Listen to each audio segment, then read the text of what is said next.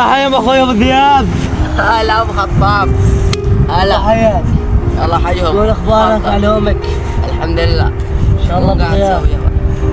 اقول لك شغله. منو؟ على بوق الزيتون. عم مين يابا؟ ابو سياح. صياح.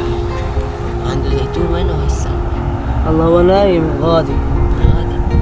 نحن نبعث واحد إله وإذا فاق نحن بوق الزيتون. العس هو نايم بدون ما تبعت حدا نروح نبوق الزيتونات. يلا حيهم ابو خطاب. حيهم من قال اخوي.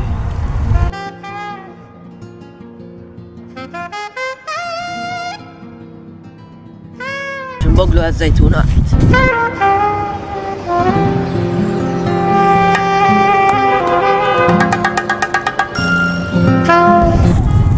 بالله بيها. نبوق بس هسه ما يريد يفيق الخنزير. الله انت تعال نحكي نبوق. لو انت عندك السجرة يعني. هذه اريد ابوك هذيك الشجره تمام. فيها قيح شديد. هذه هرم بالارض انت جبت شواله عبيهم يا ولد. العب بيهم خرجك يا ولد. خلص يلا عبي. تعال الجاي يا ولد تعال الجاي. وين تريد يا ولد؟ تعال هسه. تعال امسك من قدامي. والله خطه زينه. ايش بيك انت يا اخي اول مرة تبوق؟ لا والله. يا ابي واق الدجاج. والله يا ابو خطاب روح انت بواق ما. ايش بيك يا اخي؟ يا ولد. تعال هسه الجاي تعال يجينا ابو الجاي. صياح. تعال الجاي. ابو صياح هسه يفيق من النوم. تعال الجاي تعال الجاي.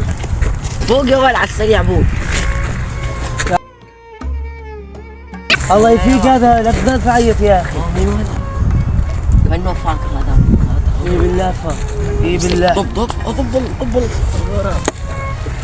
اوه جاي. تعال تعال. قرب يا ولد. اسمع صوتي يا ولد. يا بواقين الزيتون قاعد تسرقون الزيتون يا وال يا وال. ابو صياح اهرب يا ولد كان. الزيتون خليتونا على الحديقة.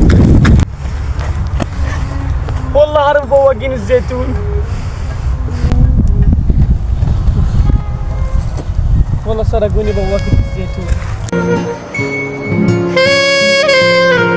خلصوا لي الزيتون خلصوا لي الزيتون.